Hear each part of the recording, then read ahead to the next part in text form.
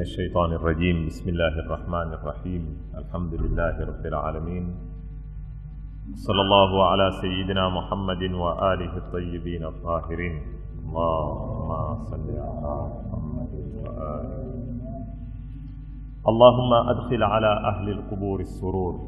اللهم أغني كل فقير. اللهم أشبع كل جائع. اللهم اكسو كل عريان. اللهم اقضي دين كل مدين. اللهم فرج عن كل مكروب. اللهم رد كل غريب. اللهم فك كل أسير.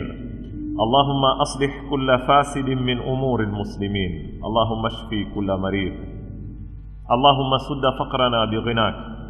اللهم غير سوء حالنا بحسن حالك. اللهم اقضي عنا الدين وأغننا من الفقر إنك على كل شيء قدير.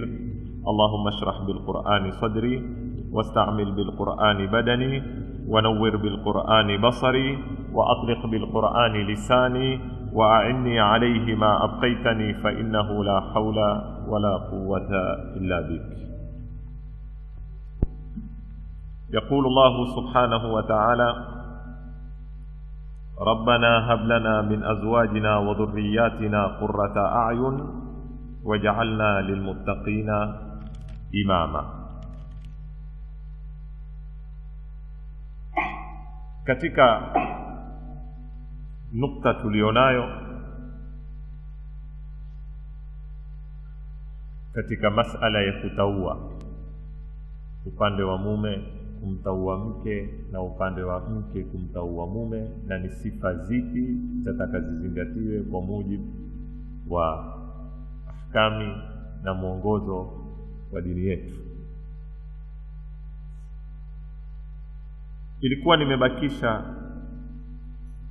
masala ya kuoa bikra ama thayyiba. Baada ya kuzungumza yana masala ya atanasubu fi sin, kunasibiana kimiaka. Ukizitamali hadithi za bwana mtume Muhammad sallallahu alayhi wa alihi wasallam, zilikuwa zikisisitiza sana masala ya kuoa bikra. Mpaka katika baadhi ya riwaya akimwambia mmoja katika masahaba zake, halla tazawwajta bikran tulaibuha wa tulaibu.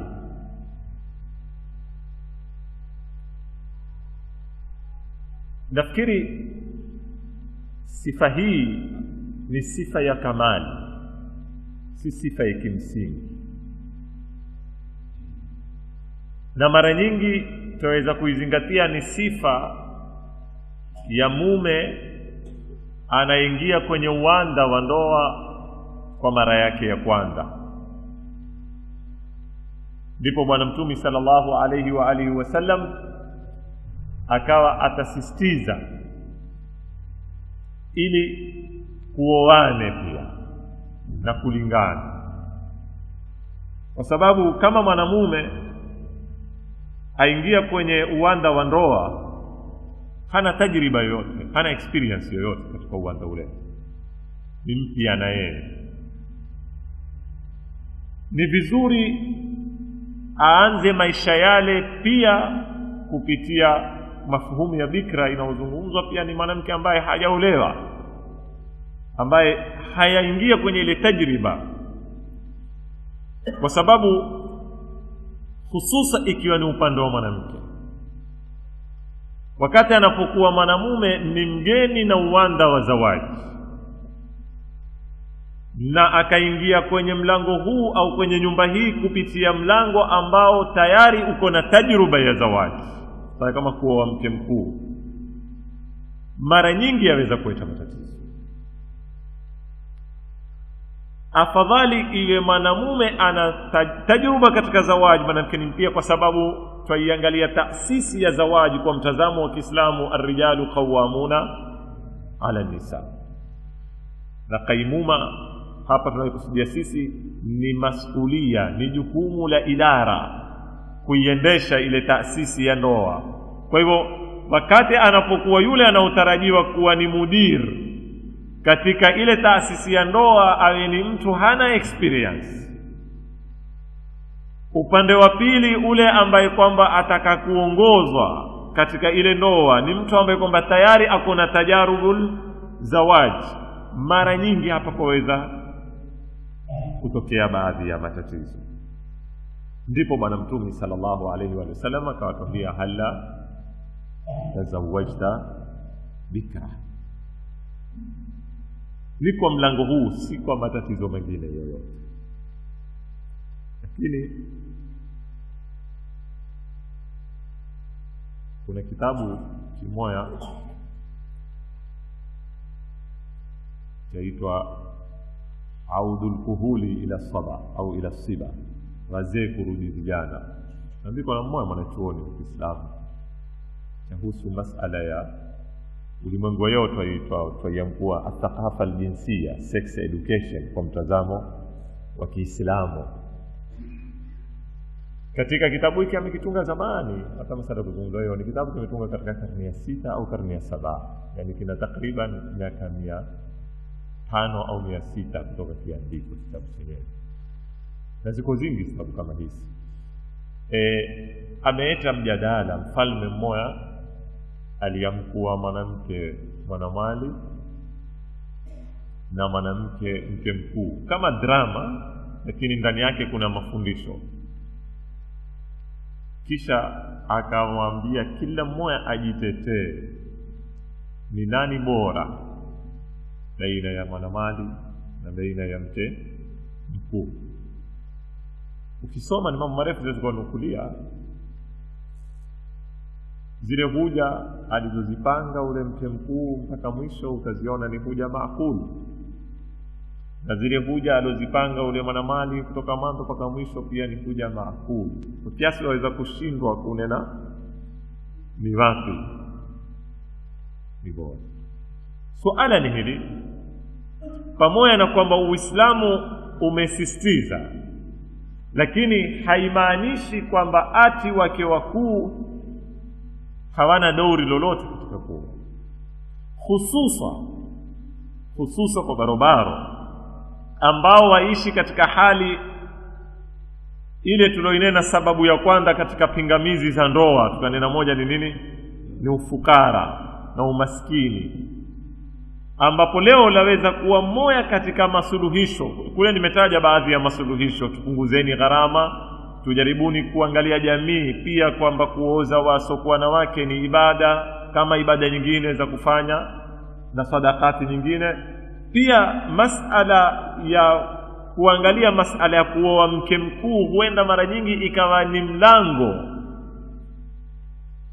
kwa barobaro ambaye hana uwezo, hana ile man istataa minkumul ba'ata. Katika moja maana yake ni al-qudra al-iqtisadiyya, uwezo wa kiuchumi. Na mara nyingi katika maisha yetu huwa ukiwa huoa ni mke mkuu, pengine hata sahani ziwili za halua kutosha.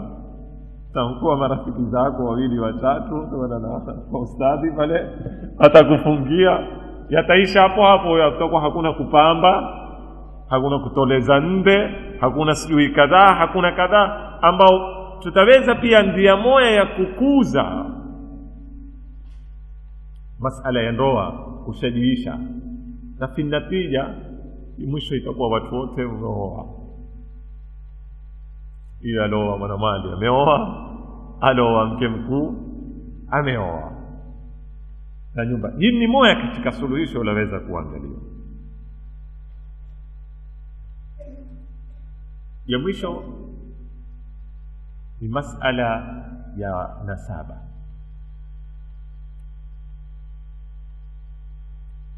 Leo ukiziangalia hadithi za bwana Mtume sallallahu alaihi wa sallam, na elimu imekuja kuthibitisha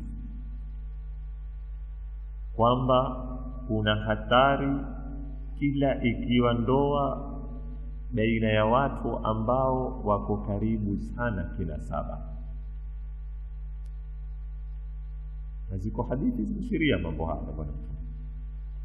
Nitazirudia kwa urefu mbele tutakapokuja kwa nini Uislamu ukataze kuoa ukhti, tutakapokuja kwa wale watu ambao hawafai kuolewa, mtu hafai kumwoa mamake, mtu hafai kumwoa ukhti yake, mtu hafai kumwoa shangazi yake. Katika filosofi moja, licha hata ufao kuwaoa, mara nyingi Uislamu umependezesha isifanye ndoa ya watu wa karibu sana, ingawa katika jamii zetu mila ziko hivyo. Na ingawa Said Ibrahim au Sheikh Ibrahim al-Amini katika kitabu chake amekuja kueleza faida za kuoa mtu jamaa ya karibu, ameziwanga karibu faida 5-6, kwa sababu ya yale mambo ambayo tulieleza nyuma. Kuyua ni rahisi, una dini hana dini, kumuyua tabia yake ni rahisi. Gharama pia mara nyingine, maelewano huwa ni haraka, sababu huyu ni ammi na huyu ni mjomba, uketi tini akapangwa akaangalia watafanywa hiyo kuliko kutoka mtu mbali. Lugha za kutia bei na kupunguza bei hupungua. Mbona ataka 1,500 ukaenda kukaa mjadala mpaka ikawa 1,030, inao faida yake, lakini kuna hatari ya kuweta matatizo si kwa walioana, kwa vijana watakao kuzaliwa. Ziko hadithi mara nyingi ni wepesi sana kukiwa na maradhi ya kurithi katika familia, wazimu, sukari, kifafa, zitu namna ile ambazo zina tabia ya kurithi. Kila ndoa ikiwa baina ya jamaa, uwezekano wa kuzaliwa kijana ambaye atarithi maradhi yaliyoko katika familia ni mkubwa zaidi kuliko ukioana watu ambao wako mbalimbali. Haya ni mambo ninakwambia ziko hadithi, na ni mambo leo yamethibitishwa kielimu, kiudaktari, yamethibitishwa mambo haya. Kwa hivyo ndio utapata hadithi zimekuja kutuambia mara nyingi si haramu. Narudia kunena, si masala ya haramu, sababu hizi si masala ya pepo na moto. Haya ni masala ya athari, wanaziita athari wadhiya, athari za hapa duniani ambazo zinaweza kumuathiri kijana. Nitatosheka na hizi ingawa sijamaliza, lakini kujazia hii nukta ili kesho tufungue nukta nyingine ikiwa tutaweza. Kuna mambo ambayo yaambatana na haya ndio yazungumza yatakayopiga sasa. Katika hii, vipi mume atataua mke na mke atamtaua mume, na ni sifa gani mume huwa mume Kiislamu anayefaa na mke huwa mke anayefaa. Hapa tutaka tuzungumze masala ya kufu. Nazungumza sana leo katika jamii yetu kwamba ule si kufu yake ama ule ni kufu yake. Imetokana na neno la Kiarabu ili al-kafaa. Ni nini kafaa katika kuoana? Pili, uamuzi au uhuru wa mwanamke mwanamali katika kuamua kuolewa uko na nafasi gani? Tatu, idhni ya wali ina dauri gani katika kusihi ndoa au kutosihi ndoa? 4, dauri la usra, la family nzima katika kuchangia upande wa mume au wa mke kutaguliwa kwa hizi sifa. Mchango gani familia zaweza kutoa, na ni mchango gani waweza kuwa ni mzuri, na ni mchango gani kutoka kwa familia waweza kuwa si mzuri ingawa wao waona hujenga. 5, ni ipi nafasi ya kutaka ushauri katika kuoa au kuolewa kwa mwanamke? Uislamu waonaje? Ni mambo waweza kuamua watu wawili, na ikiwa ni kheri ikasitwa haifai kujulikana. Mwisho, Muislamu ana nafasi gani kumuoa asiyekuwa Muislamu? Kwa sababu katika sharti ya kwanza tumezungumza ni ad-din, sio? Mwambia al-ikhtiyaru ala asasi din, tutague kwa kipimo cha dini. Ikiwa si Muislamu aweza kuolewa ama hawezi. Hizi ni nukta nafikiri zote zarudia katika hizi sifa tulizozizungumza katika kusikia sasa. Tukianza na masala ya kufu. Masala yako kwenye hadithi kwamba mtu akitaka kuoa aoe kufu yake, au mwanamke akitaka kuolewa aolewe na kufu. Lakini ni nini maana ya kafaa, kwamba huyu ni kufu yangu?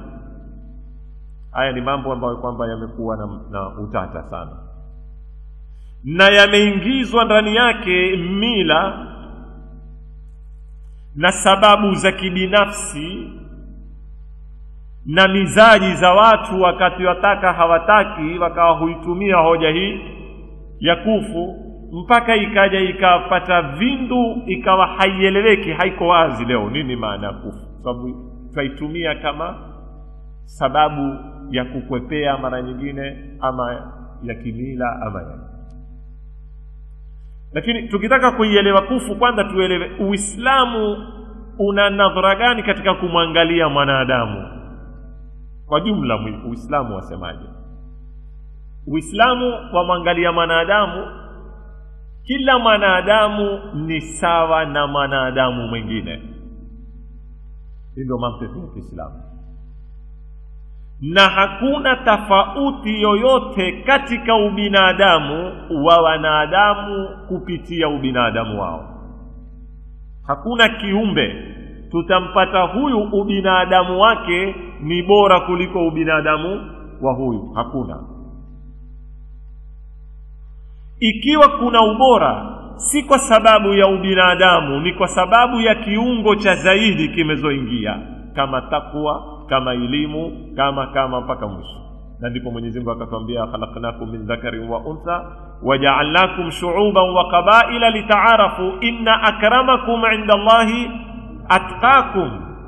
Kumeingia unsuri ya takwa, lakini hakuna unsuri ya rangi wala kabila wala utaifa wala hakuna kwamba ni kipimo katika Uislamu cha kwamba huyu minal ali, huyu si minal ali, ama huyu ni bora ama huyu si bora kupitia ubinadamu.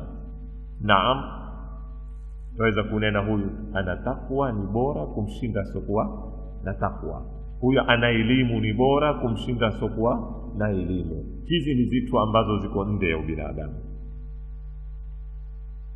Na ndipo Bwana Mtume sallallahu alaihi wa sallam akaja akatueleza Muislamu ni bora kwa Uislamu wake kumshinda kafiri, lakini si maana kwa ubinadamu wake ni bora kushinda ubinadamu wa kafiri.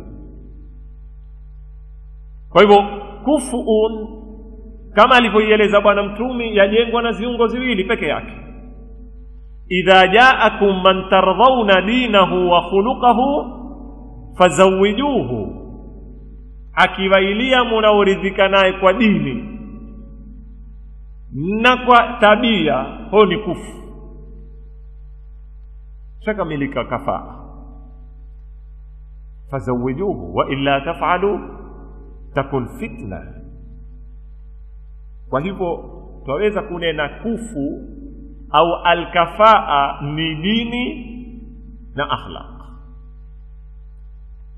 Mume kia kumtaka kijana wa kike angaliwe dini yake, angaliwe akhlaqi zake, huyo ashakuwa kufu. Na mke angaliwe dini yake na akhlaqi zake, ashakuwa kufu. Naam, kuna baadhi ya wanazuoni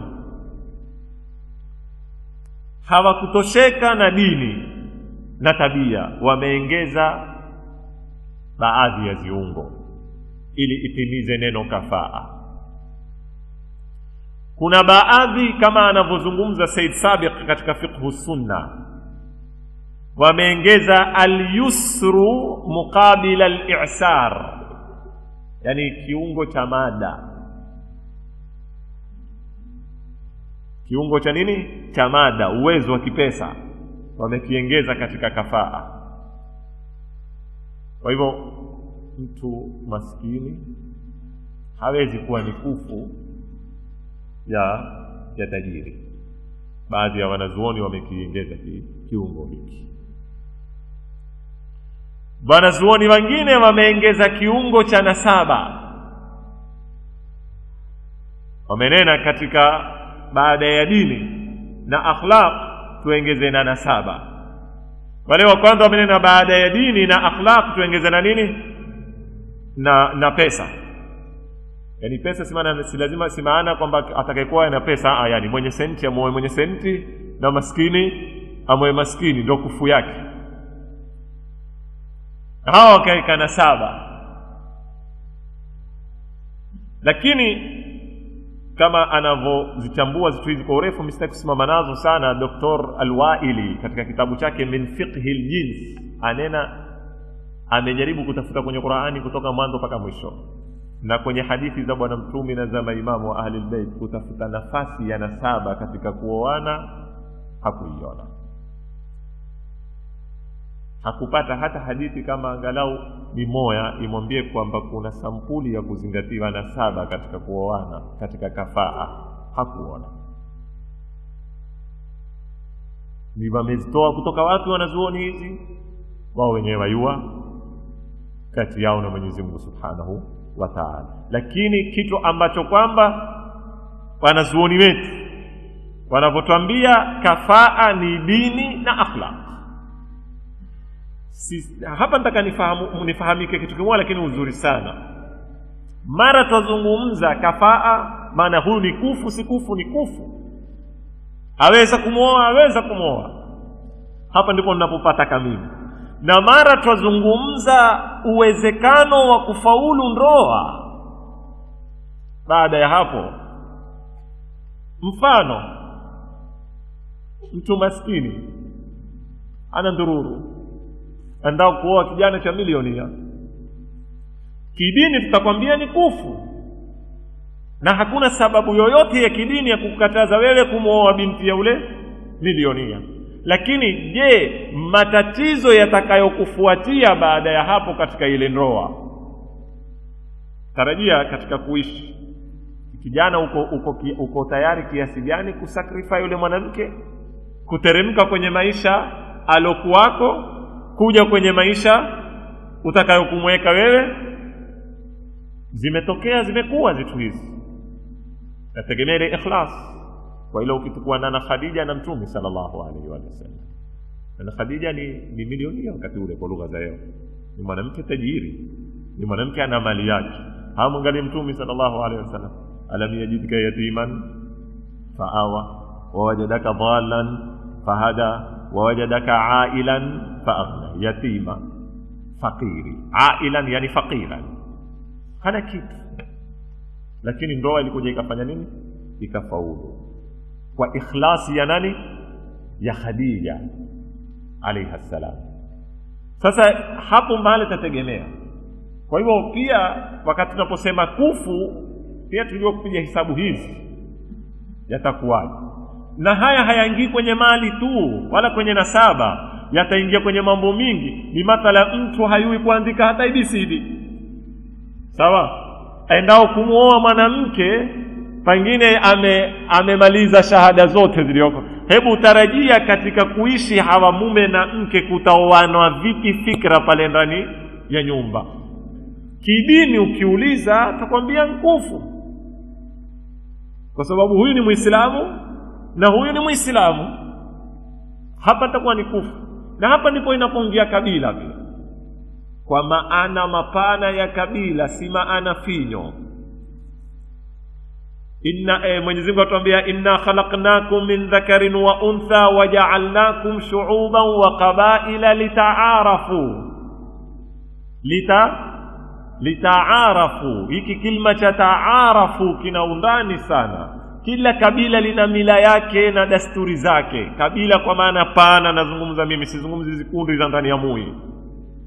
Ambao sote tuishi katika mila moja na desturi moja sasa yao.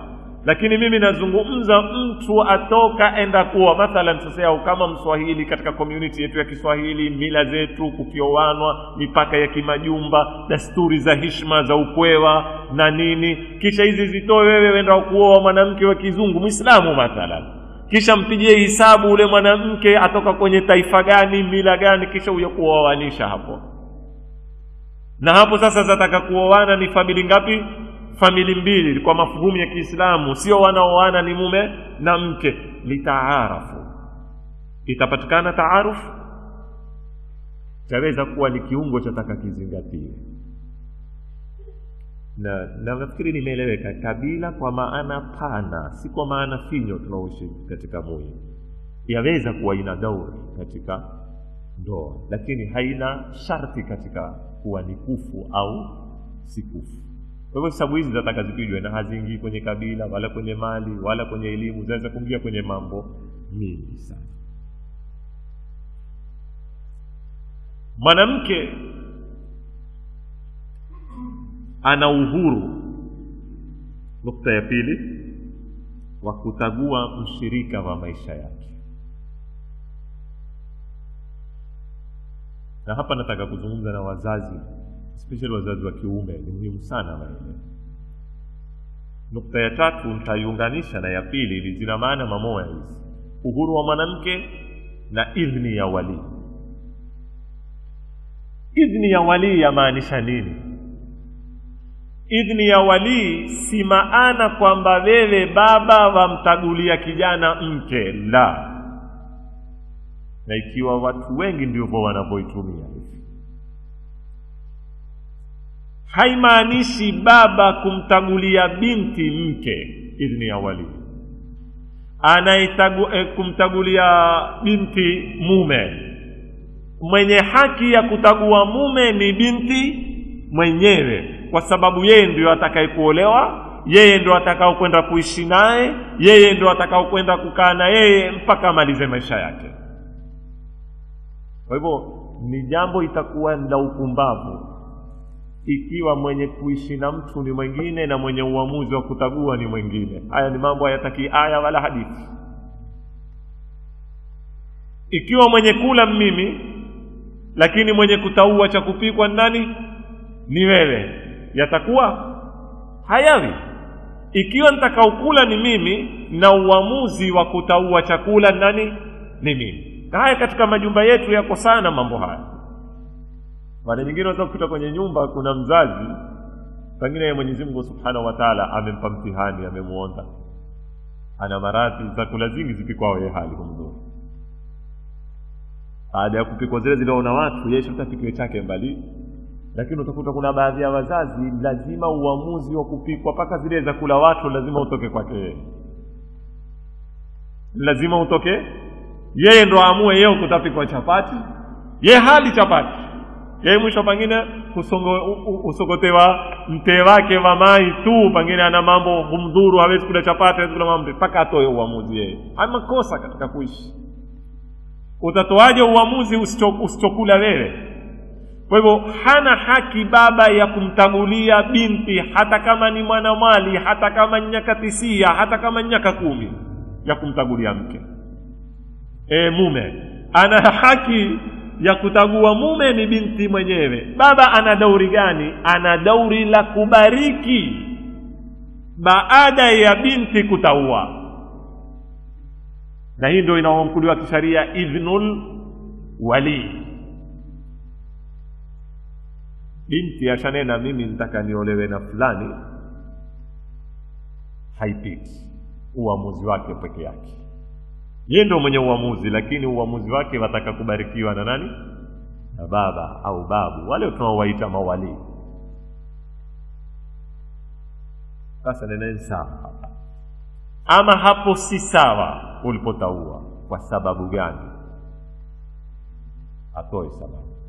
Na ikiwa sababu zisiza kukinaisha, binti ana haki ya kumchukua babake kumpeka kwa kadhi, kwa hakim shar'i, kwamba baba ameipinga ndoa, mimi naiona ni maslaha kwangu, yeye haiona, athibitishe. Na kadhi akiziona sababu za baba hazina msingi, kadhi aweza kutoa uamuzi nikaha iendelee na idhni ya baba haina maana hapa. Mwanamume hahitaji idhini. Binti tena bikra, mke mkuu pia hahitaji idhini. Idhini yake iko mkononi mwake. Bikra ndio anahitaji idhini basi. Tena bikra ambaye si rashida, si kila bikra. Si kila bikra anahitaji idhini kutoka kwa babake. Ni bikra ambaye ni ghairu rashida.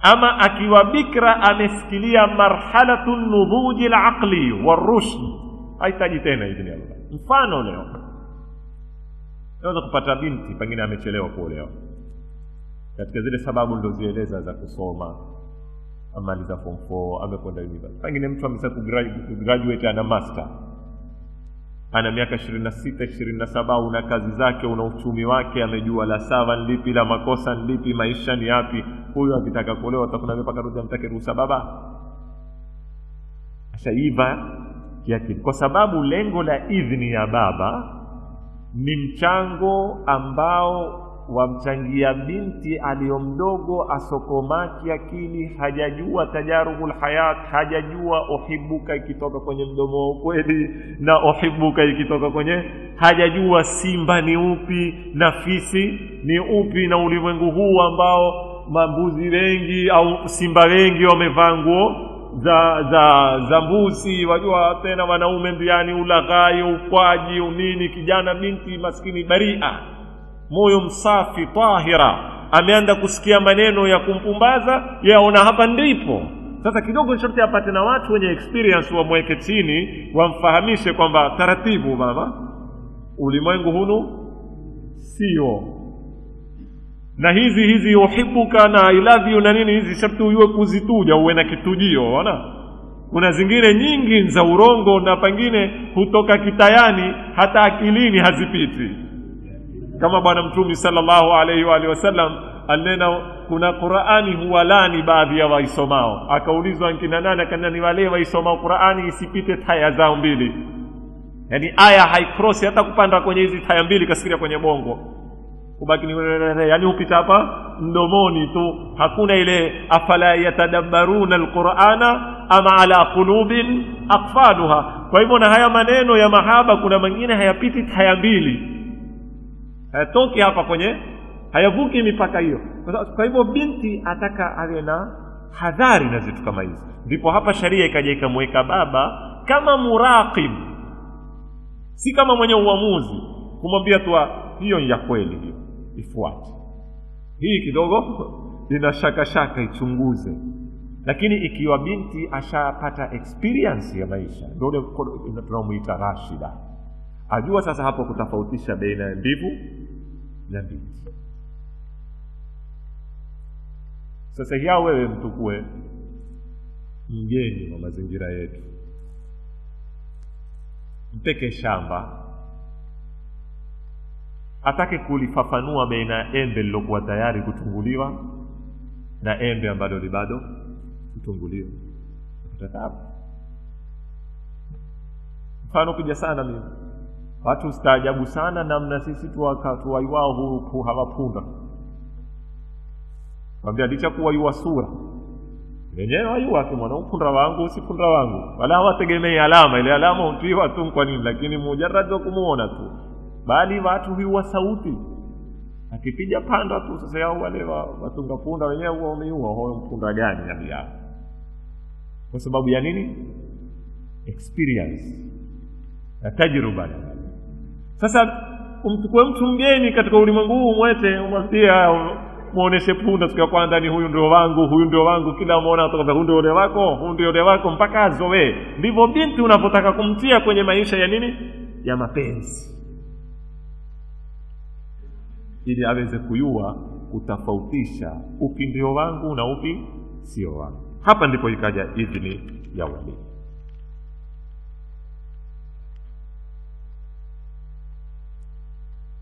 Nukta nyingine ni masala ya familia kwa jumla,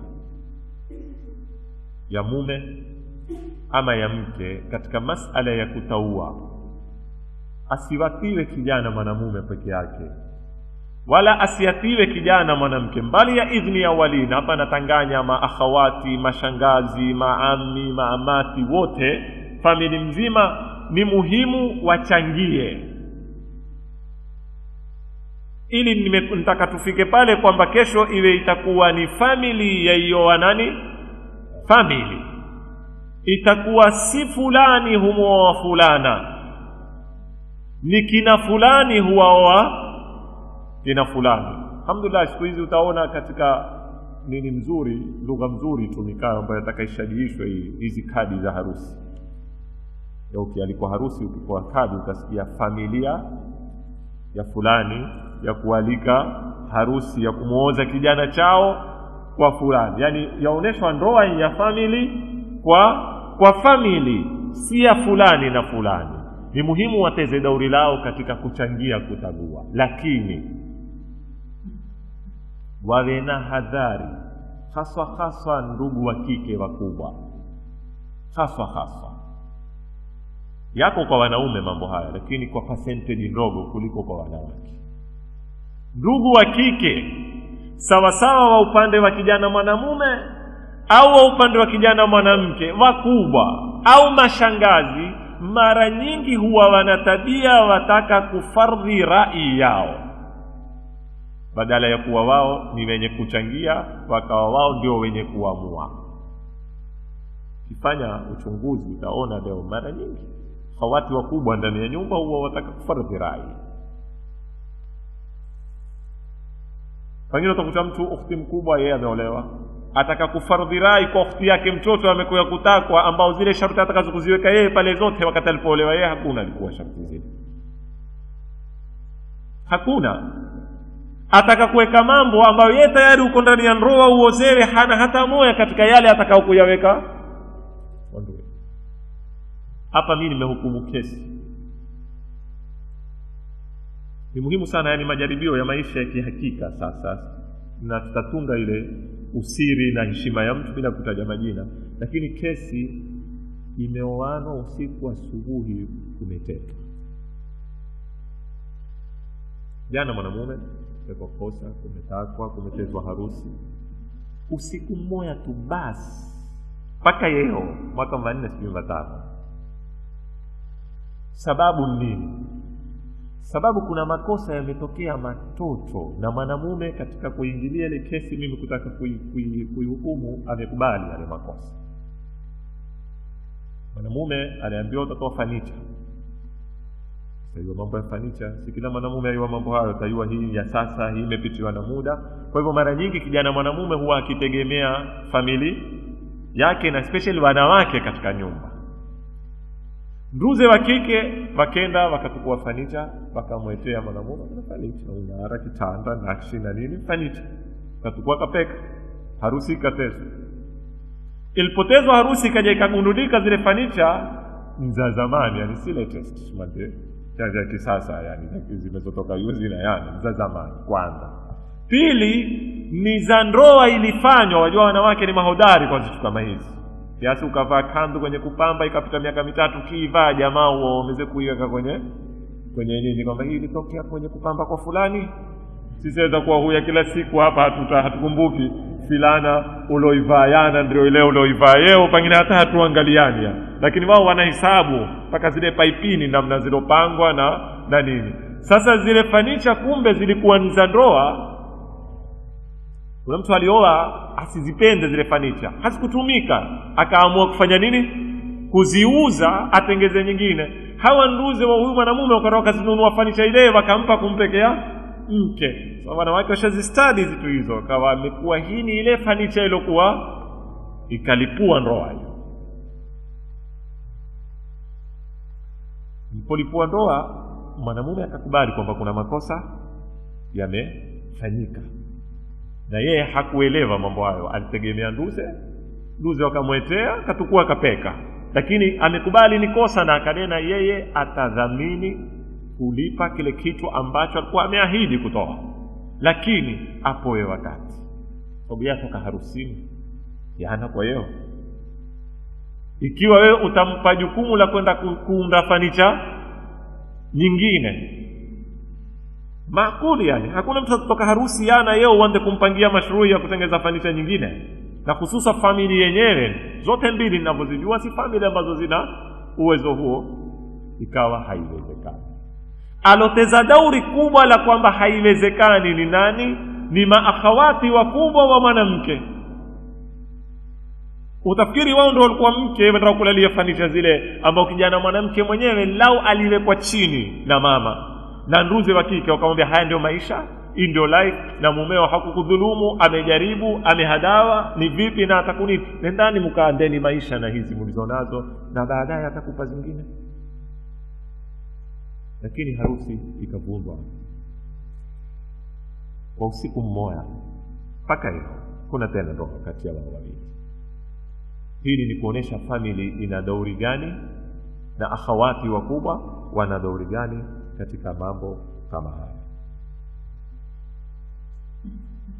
Nafikiri ni muhimu sana tujue majukumu yetu, na mara nyingine huwa kuna sampuli ya uhasidi kudhihiri kwa mapenzi huwa huko, na pengine ule uhasidi alionao mtu yeye mwenyewe hasiuelewe kwamba yeye ni uhasidi ule anaofanya, lakini ni kumvundia yule mwendani wake. Katika masala ya kutaua mke kutoka kwa mwanamume au mwanamume kutoka kwa mwanamke, ushauri pia ni muhimu utoke ndani ya family, kutoka na wazazi, tumekuja family nzima, lakini naweza kushauri hata nje, sababu hili jambo lina uzito kiasi fulani kuweza kuyayua yale tuliyoyaeleza, dini, akhlaqi, nini. Nimetaja kwamba ndia moja ni ushauri, na Qur'ani na Uislamu yatwambia washawirhum fil amr wa amruhum shura bainahum.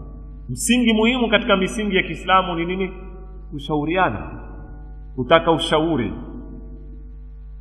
Mtume sallallahu alayhi wa alihi wasallam aliulizwa mal hazmu, ni nini hazmu? Yani hazmu ni mtu kuwa na msimamo, akikata amekata, hatingisiki katika misimamo. Akanena hazmu si kuitokomeza, kuitosa tu, ni mushawaratu dhawi rai wattiba'uhum, ni kuwashauri wenye mawazo na kuwafuata. Baada ya kukusanya ushauri, ukitukua msimamo utukue, lakini maana ya kukata moya ni kushauri. Imam Ali alayhi salam atuambia la mudaharata awthaqu min almushawara wala aqla katadbir, hakuna nguvu inayokujenga kama kushauri. Kwa hivyo ni muhimu pia mwanamume akitaka kuoa shauri na binti ashauri, lakini kuna sharuti za kushauri. Usifanye kama mwandishi wa habari, yani usitoke na kalamu na buku mathalan ukaona ndani ala bwana mimi nitakuoa unena yeye la haendi namna hiyo. Hatufanyi istitlau rai, yani hataki kuangalia maoni ya watu, yani hunena nini. Imam Sadiq atupa nguzo 4 za kushauri.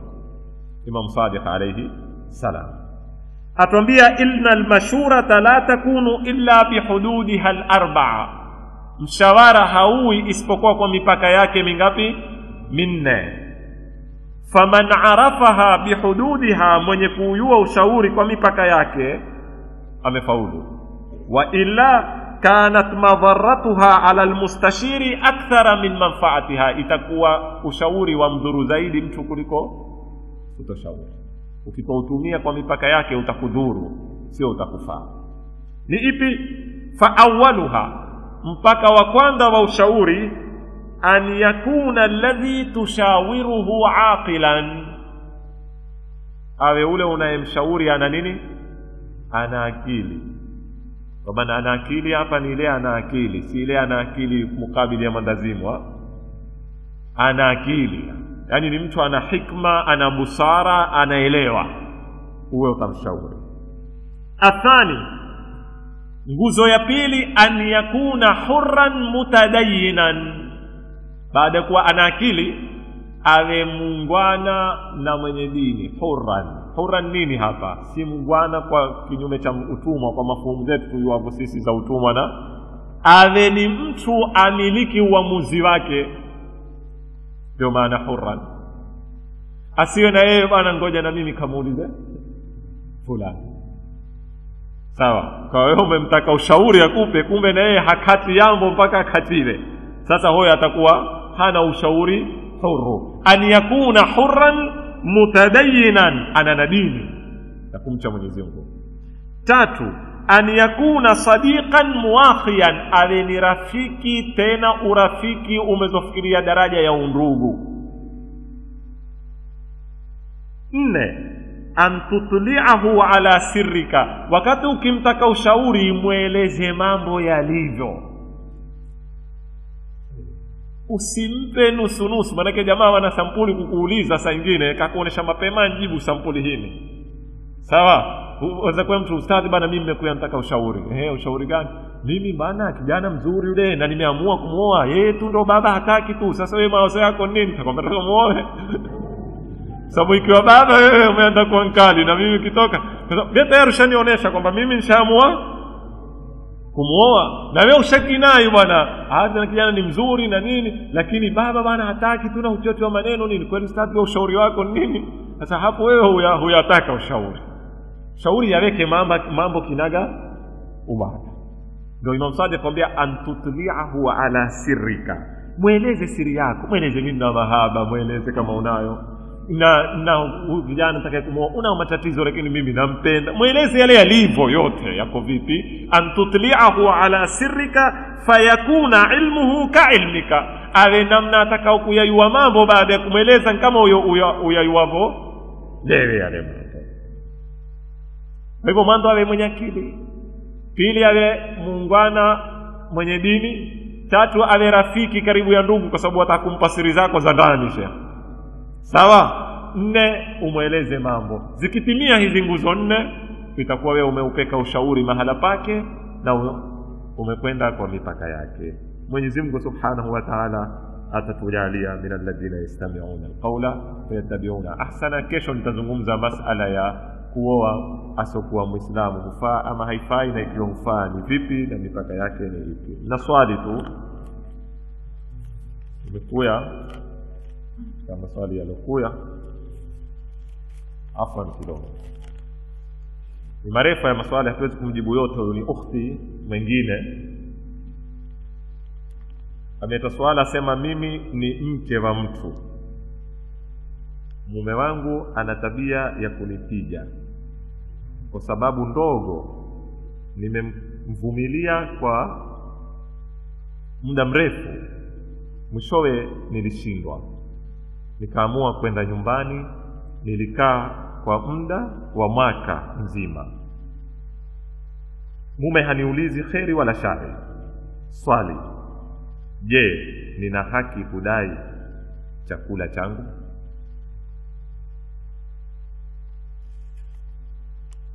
Unao haki ya kudai chakula chako, lakini je, unao kuthibitisha kudai chakula chako?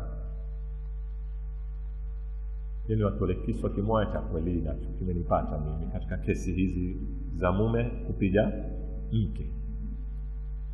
Katika baadhi ya marafiki zangu wito walikuja hapa kwa kazi, wana kesi. Walipotoka kwa kazi, makayana habari hii, walipotoka kwa kazi wakaya kwangu, wakaniambia mimi ustadhi, ya mambo ni haki, nini, muona kazi ametudhulumu, kazi amefanya yao. Kaambia mimi anafanya yeye, ana binti yetu, mumeo amempiga mpaka binti ameshindwa kuvumilia. Kesi mbili ile, amekimbia nyumbani kwa mumeo, amekwenda kwao kenda, wamempokea, wamemweka mwaka mzima, hakuulizana. Mwanamume amekwenda kwa kadhi, ameripoti mke wake amfanya nini, amekimbia. Baada ya mwaka kadhi ametoa barua kumuita nani, mwanamke alokimbia kwa mumewe. Kwa hivyo kesi sasa ikawa ni kesi ya nini, ya nushuz tutaita sisi, mwanamke na shida, yani ametoka kwa mumewe. Sasa kadhi akiamuuliza mwanamke, kwa nini wewe umekimbia kwa mumeo? Mwanamke asema, mume wangu hunipiga. Kwa nini hukuja kushtaki kwamba hukupiga? Asli sikuiwa nini, unao shahidi? Hadi alama ya kupigwa unao ni titri nini? Hakuna. kadha mwambia basi wewe ndio una makosa na wewe utarudi kwa mumeo na huna chakula cha mwaka mzima sababu wewe umekimbia kwa mumeo. Anaona huyu si dhalimu, kamwambia lao likuwa ni mimi niko hapo kwenye kiti cha kadhi hivyo hivyo alivyohukumu ndivyo ningehukumu, kwa maana kwamba nina hakika baina yangu na baina ya Mwenyezi Mungu kwamba huyu mwanamume humpiga kijana changu hata kama ninao hakika huo. Lakini kwa nini hakwenda kushtaki? Na amezokwenda kushtaki ni mwanamume, na mwanamume amethibitisha kwamba huyu amekimbia nyumbani, na mwanamke amekubali kwamba mimi mwaka siko kwa mume wangu. Sasa hili limethubutu. Lako la kwamba wewe hupijwa halijathubutu, kwa sababu Mtume sallallahu alaihi wasallam atuambia sisi hatuamui kwa maoni, huamua kwa ushahidi. Sawa? Kadhi ndio anapohukumu kesi. Kwa hivyo ndugu zangu, wanawake mara nyingi hudhulumiwa wanapodai, hukosa haki zao kotini kwa sababu ya haya mambo ya kienyeji. Huitukulia uamuzi, na wazazi wakatukua binti huonea wakamweka nyumbani wakayakaisha hivyo hivyo. Tumepijwa haitakuwa yeye, lakini itakuwa kwenda kuumbwana nipaka nimempiga nimemuumiza. Kwa hivyo ukhti yangu aliouliza swala hili, kidini maadamu mume hakukupa chakula mwaka mzima una haki, lakini kwanza wewe unakosa umelifanya la kukimbia nyumbani kwa mumeo, na katika kukimbia kwako hukupeka mahakamani kwa kadhi kuhukumiwe kesi hii ya kupijwa kwanza, kisha ndio ije kesi ya kutopata chakula. Hilo ni swali lake la kwanza. Bado mawili tutamjibu kesho insha Allah taala. Wassalamu alaykum wa rahmatullahi taala wa barakatuh.